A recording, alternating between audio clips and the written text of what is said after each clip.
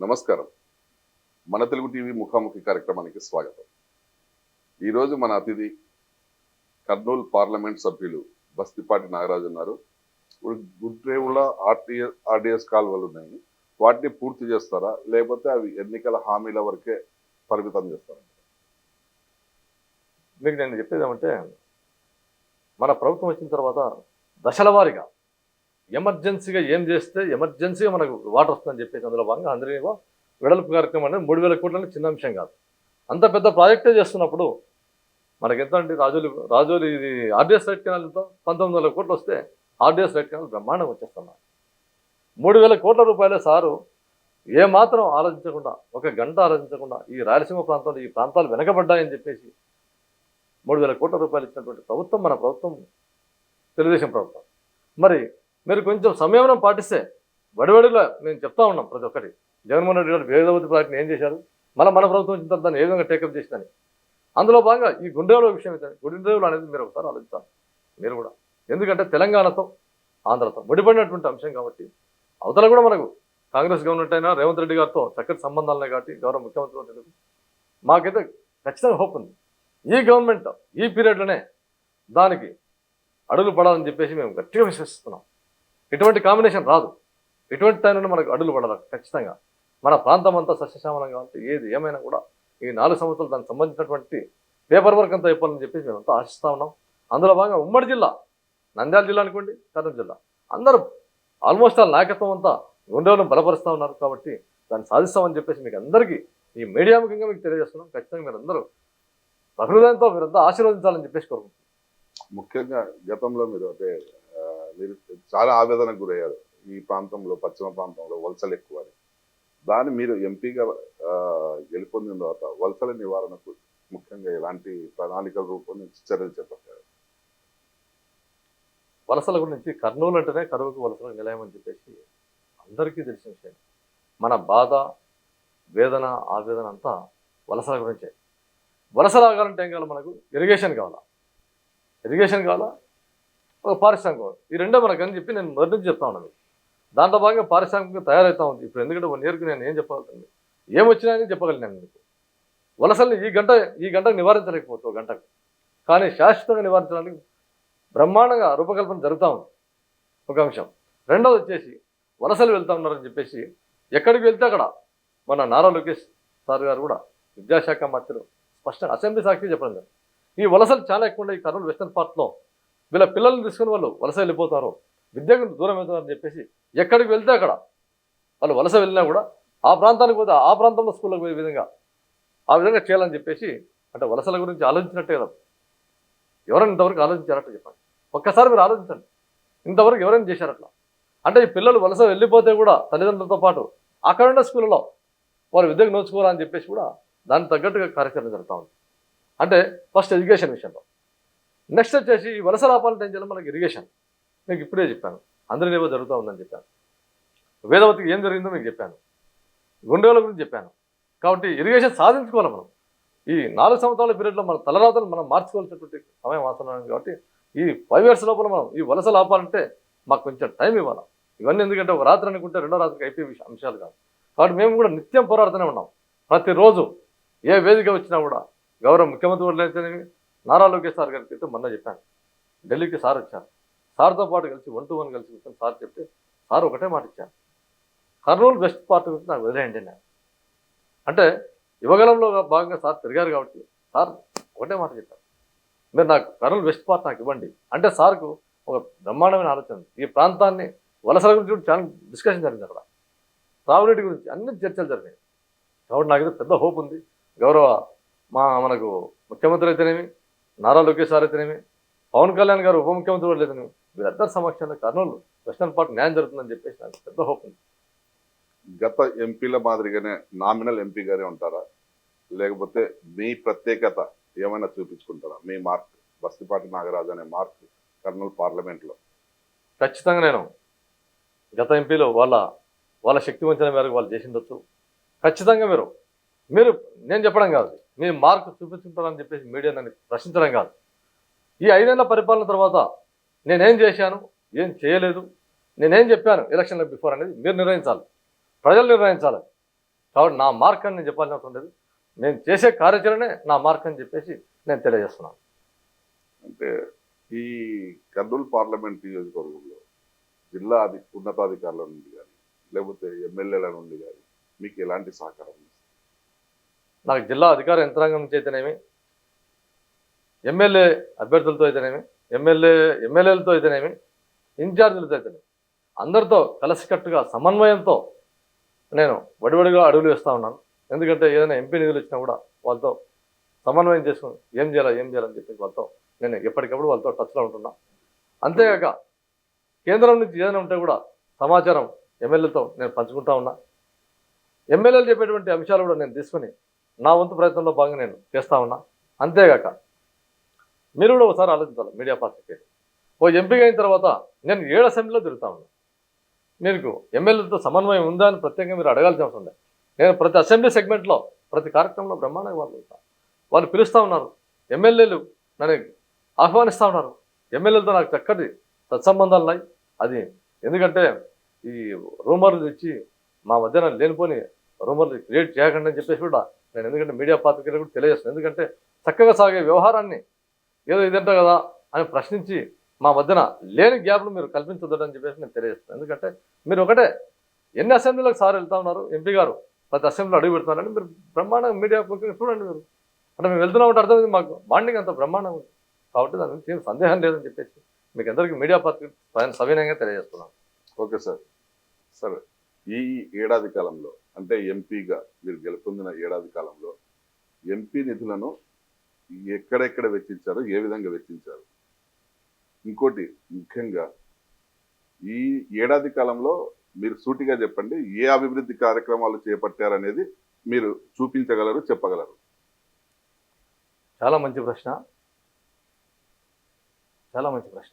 ఎందుకంటే ఏడాది పరిపాలన అయిపోయింది.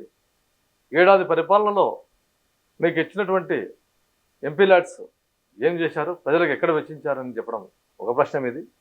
రెండో ప్రశ్న వచ్చేసి మీరు ఏం చేశారు, నేను మళ్ళీ రేపు పోయి నేను ఒక మీడియా పాత్రికగా నేను ఒకసారి చెక్ చేసుకుంటా, ఏం జరిగినా నాకు కరెక్ట్గా చెప్పండి సూటిగా అని చెప్తున్నారు. చాలా సంతోషం సార్. నేను చెప్పేది ఏమంటే మాకు ఎంపీ నిధులు 1 సంవత్సరం అయిపోయింది కాబట్టి ఎంపీ ల్యాడ్స్ 1 ఇయర్ నిధులు వచ్చాయి. అందులో భాగంగా ఎంపీ నిధులు రాగానే నేను ఎమ్మెల్యేలతో వాళ్ళతో సమన్వయం చేసుకొని వాళ్ళతో మొట్టమొదట నేను ఎమ్మెల్యే నిధుల్లో ఎంపీ ల్యాడ్స్లో భాగంగా గౌరవ ముఖ్యమంత్రి వర్యులు పత్తికొండ నియోజకవర్గానికి వస్తే పుచ్చకాయల మండల కమ్యూనిటీ హాల్ కోసం కొంత అమౌంట్ అక్కడ కేటాయించడం జరిగింది. రెండో అంశం, మన కర్నూలు జిల్లాలో దాపురించినటువంటి అతిపెద్ద సమస్య త్రాగునీటి సమస్య. నేను రాగానే నా నిధుల్లో ఖచ్చితంగా దీన్ని కేటాయించాలని చెప్పేసి దాంట్లో భాగంగా ఆలూరు అయితేనేమి, మంత్రాలయం అయితేనేమి, కొడుమూరు అయితేనేమి, ఎమ్మెల్యేలు ఈ ప్రాంతాలంతా బోర్లు. మీరు ఒక్కసారి ఎమ్మెల్యేలతో కూడా మాట్లాడండి. ఒకసారి మీరు స్వయంగా మాట్లాడండి. నేను చెప్పడం కాదు, వాళ్ళతో మాట్లాడి ఎంపీ గారు మీకు అలాట్ చేశారా అని చెప్పి అడగండి. అవి వాళ్ళు గ్రామాల్లో కూడా బ్రహ్మాండంగా వేశారు. ఆ నీళ్లు పడినాయి. అవన్నీ వాళ్ళకు గ్రామాల్లో నిధులు ప్రజలు కూడా నీళ్ళు తాగుతూ ఉన్నారు. ఇప్పుడు ఒక అంశం అది. రెండోది వచ్చేసి నేను చెప్పేది ఏమంటే ఈ ఎంపీ ల్యాడ్స్లో మన కర్నూలు టౌన్లో మెడికల్ కాలేజ్ మన జనరల్ హాస్పిటల్కి ఒక అంబులెన్స్ అడిగారు. అది మనకు తెలిసిన విషయమే. మన కర్నూలు జిల్లాకంతా ఒకటే హాస్పిటల్, అది పెద్ద హాస్పిటల్. కానీ ఒక అంబులెన్స్ అడిగితే వెంటనే శాంక్షన్ చేయడం జరిగింది కలెక్టర్ గారి యొక్క ఆధ్వర్యంలో. మన ఎస్పీ గారికి, పోలీస్ డిపార్ట్మెంట్కి వాళ్ళకు డ్రోన్స్, ఎందుకంటే గౌరవ ముఖ్యమంత్రి వర్యులు ఈ మధ్య కొంచెం కార్యక్రమాలు ఇవి చాలా ఇబ్బందికరంగా ఉన్నాయి. అంత అసాంఘిక శక్తులు ఎక్కడైనా దాపురిస్తే కష్టం, కొంచెం డ్రోన్ వ్యవస్థను వాడాలంటే మేము డ్రోన్లను సెంట్రల్ నుంచి మేము తీసుకొచ్చినటువంటి ఎంపీలు మా బాధ్యత ఉంది కాబట్టి మేము కూడా మా జిల్లాలో పోలీస్ యంత్రాంగానికి సహకరించాలని అందులో భాగంగా వాళ్ళకు కూడా స్టేషన్స్కి కొన్ని డ్రోన్స్ కూడా సార్కి మాట ఇవ్వడం జరిగింది. దాంట్లో భాగంగా సార్కి కేటాయించాము. అంతేగాక మెయిన్గా నేను మన కర్నూలు జిల్లాలో ఏమైందంటే బీసీ హాస్టల్స్ చాలా దారుణంగా ఉండే. అవి బీసీ హాస్టల్స్కి ఎందుకంటే ఫండ్స్ కూడా సపరేట్గా ఉండవు. కాబట్టి రాగానే నేను ₹1 కోటి మినిస్టర్ సవితమ్మ గారికి కర్నూలు సందర్శిస్తే మన కర్నూలు పార్లమెంట్ ఇదే ఆఫీస్లో మేడం గారికి స్వయంగా నేను ₹1 కోటి శాంక్షన్ చేసి మేడం గారికి, ఎందుకంటే బీసీ బడుగు బలహీన వర్గాలకు చెందినటువంటి ఈ పార్లమెంట్ గడ్డ ఎక్కువగా బడుగులు ఉన్నారని చెప్పేసి వాళ్ళ కోసం ₹1 కోటి శాంక్షన్ చేయండి. హాస్టల్స్ అంతా రెనోవేషన్ కోసం ప్రజెంట్గా అన్ని హాస్టల్స్ ఆల్మోస్ట్ ఆల్ పని జరుగుతూ ఉంది. రెండో అంశం, చేనేతలు ఎక్కువగా ఉన్నారని చెప్పేసి ఎమ్మెనూరు ప్రాంతంలో గౌరవ మంత్రివర్యులు నారా లోకేష్ గారు మంగళగిరిలో చేనేతలు ఎక్కువ ఉన్నారని చెప్పేసి సార్ ఒకటి విమర్శాల పెట్టారు అక్కడ. అది ఏ విధంగా ఉందని చెప్పి నేను స్వయంగా వెళ్ళి చూశాను.